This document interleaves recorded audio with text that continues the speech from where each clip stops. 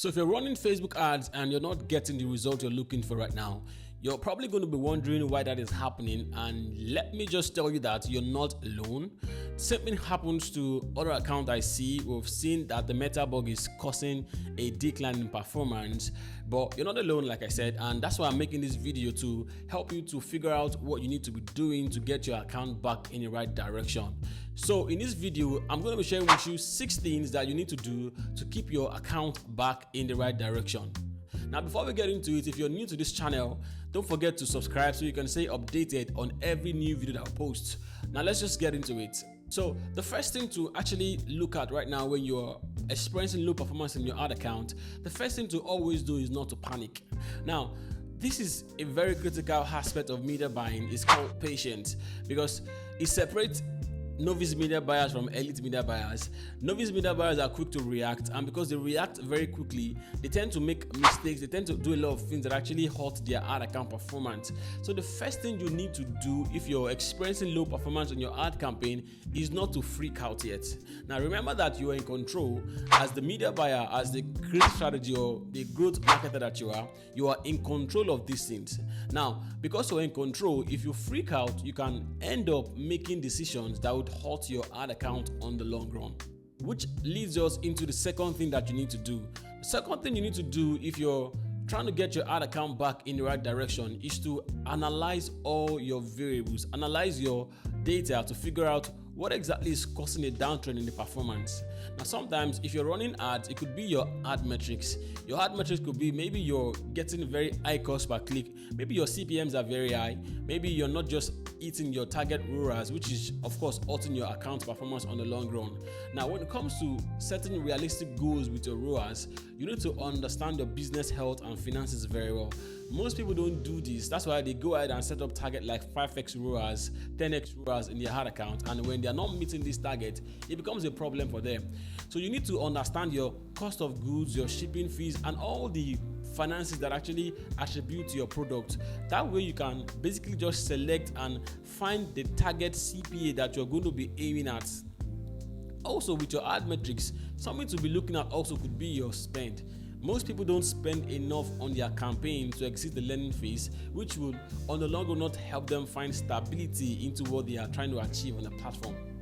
Now, with your ad metrics, you could also be looking at your click-through rate, your hold rate, and your thumbs up ratio. Sometimes it could just be that your ad is not resonating with your audience, which is in turn affecting your ad account performance.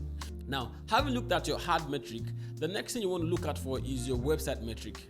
A lot of times, the problem could not be the product or the creative. It could just be where you are sending traffic to.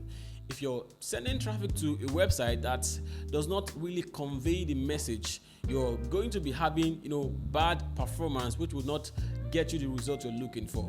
If you have the best product, if you have the best creative, the best offer, and you send people to a wrong destination or a destination that does not appeal to them, because from a marketing standpoint, the goal of your website is to actually convert the audience. If you're making it very hard for audience to convert when they come to a website, you're going to struggle to actually get sales in, which will affect your performance. So things to look out for on the website metrics will be your landing page view. Are people going to your website to actually move from your ad to your website? If you look at your ad to cart ratio, I was looking at the brand recently. We saw that people were going to the website to actually look at the product. People were adding to their cart, but we were seeing a drop off from the website view to the ad to the cart ratio. So it means it could just be the fact that people could not really assess your product correctly. Like some people right now, if you go to their website, they have their add to cart button very low that you cannot even see them. And this might not be the case for some accounts. Some account could just be the checking out process. You need to make your checkout process very seamless. You don't need to complicate your buying journey, because if you do that, you're going to make people not just get to purchase from you. Now, when it comes to purchase really on the website, a lot of variables can come into play. It could be the price, it could be the fact that they don't know your brand very well, so there is no trust yet. So we're looking at a brand recently, we looked at their ad account, and while we were analyzing the website performance, we saw that people were going to the website, adding to the cart, they were trying to check out, but they were not making the checkout. So what was causing these issues? We looked at all of their details and we started calling them or sending them texts to figure out what exactly made them drop off. We got response. People say, okay, the price was too high. People were complaining that it was a lot of things could actually come into play, really. So you need to understand what is causing the friction between your landing page view, your add to the cart, and your checkout process. Now, the number 3 thing you need to do when you're trying to get things back in your ad account is to create a plan. Now, because you already analyze your data, you already figured out what is causing the issue, the next thing you want to do is to create a plan. Sometimes most people mistakenly do not do this because they already just look at the ad account and they see, okay, maybe it's a click through it, and they just keep turning off things up and down there. It is not the ideal way to run your media buying account. You need to create a plan, and your plan would include maybe a 90-day plan that would go into things like your CPA goal. Maybe you want to increase your ROAS by 30%, maybe you want to decrease your CPA by 15%, and in each of these goals you're going to set up tasks that would follow through to help you achieve them. And as you're making your plan, it is going to be very important to also make a plan in case these things do not get into the right direction.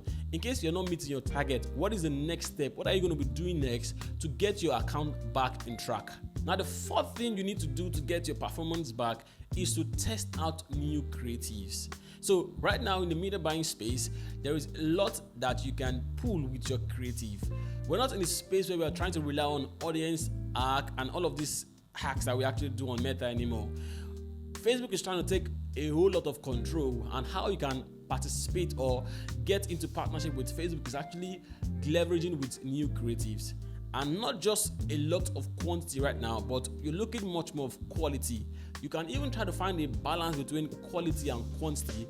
The goal here is to ensure that you're testing creatives as often as you can. For me recently, when I launch account or when I test creative in ad account, I tend to test new stuff every week. So it becomes a weekly repeating process for me. I just keep testing new creatives to ensure that I find the winners and then scale them in my scaling campaigns.